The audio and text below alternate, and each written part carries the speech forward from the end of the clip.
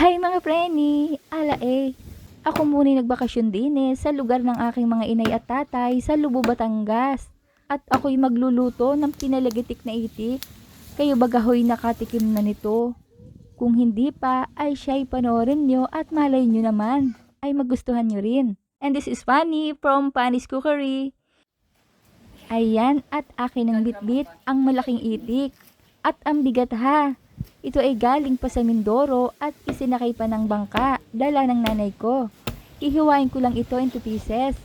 At sa sobrang laki nga nito, ay di syempre maraming makakatikim, diba? Tatanggalin ko muna yung mga lamang loob na to. At dahil nga mapuro lang aking itak, ay hahasain muna natin ito para tuloy-tuloy ang paghiwa. Ang ganda ng laman at pink na pink ha, at fresh pa. Ganon din ba ang nanay nyo na kahit baktot na sa pagbitbit at mabigat ang dalahin ay magdadala talaga yan para sa anak? Relate ba kayo dyan?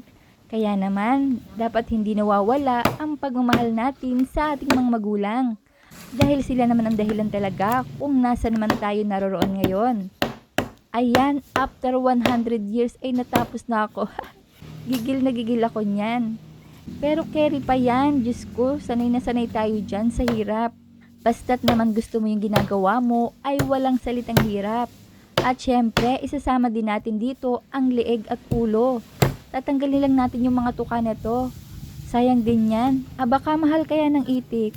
Pero ito naman ay alaga ng nanay ko doon sa bukid. Kaya naman libre lang to. Ayan nga at nakikichismis pa ako dyan at sayang-saya talaga ako. Siyempre, ganun talaga kapag kasama mo yung family mo. Uy, maganda ang alon ng karagatan, nakaka-relax. Pero mamaya na tayo titingin dyan. Siyempre, hugasin ko muna ito ng matindi talaga. Yung iba hindi ko makain ito. Pero ako, basta makakain, sige lang. Lamantian din yan. At lalagyan natin ito ng asin at imamassage natin dyan sa karne. Para mas makabawas pa ng lansa. Kung titingnan mo nga, parang napakahirap gawin, 'di ba? Pero hindi ha.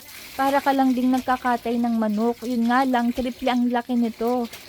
Masarap talagang magluto, lalo na kung ang kakain naman nito ay mga mahal mo sa buhay.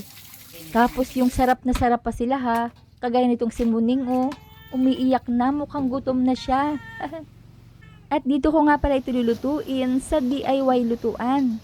At shoutout nga pala kay Mamay Mulong na siyang gumawa ng DIY lutuan. Dito kasi kami sa bahay niya ngayon. Ilagay lang natin sa kawali at lagyan ng tubig yung nakalubog talagang karne.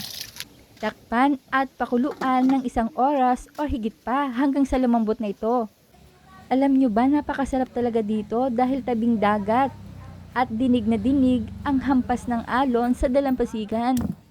Pinipitpit ko lang ang luya at ilalagay ko dito sa karne habang pinakukuluan para may aroma ang ating karne. Ituloy lang ang pagpupakulo at ang purpose nito ay para lumambot pa ng husto. At kapag naigan na ay dagdagan ng tubig hanggang sa lumambot na talaga to. Hanguin at i-drain well. Samantalang inihanda ko na ang tulyasi at nilagyan ko ng mantika. Maglagay ng luya at igisa ito ng ilang segundo. Isunod ang sibuyas. Igisa hanggang sa bumango. Bawang at igisa naman ito hanggang sa maging brown. Ilagay na natin ang pinalambot na karne ng itik. Mga preni, ang ating tulyasi ay napakalaki talaga.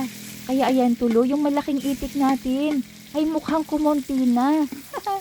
Ito yung ginagamit sa mga ponsyonan o okasyon. Isangkot sa lang natin ito hanggang sa maging brown at lumalagitik na. Lagyan ng toyo. At ako muna ay nagpatulong sa kapatid kong si Berhel dyan. Salamat bro. Stir fry lang natin until absorb. Lagyan ng suka. At nilagyan na rin yan ng pangalawang tiga ng gata. Ako'y umalis muna nga sandali at hindi na nabidyuhan. Kaya naman pinapaubaya ko na rin sa kanya to. Ayan, at lutuin natin until maabsorb ng gata. At meron din dalang Penoy egg si bro, kaya naman nilagyan niya yan. Para may dagdag sarap ang ating dish. Patuyuin ng sarsa para kumapit ang lasa. Saka lalagyan ng konting tubig at purong gata, unang tiga. Kayo na ang bahala sa sukat ng mga sangkap, depende sa laki ng lulutuin nyo. Pwede din ito sa manok ha. Kita nyo naman na itsura ha. Ito ay igahin natin ng bahagya. After noon ay pwede nang kainin. Diyaran, eto na ang ating pinalagitik na itik with penoy. Sana ay nag-enjoy kayo sa reseping ibinahagi ko. Thanks for watching. Bye-bye!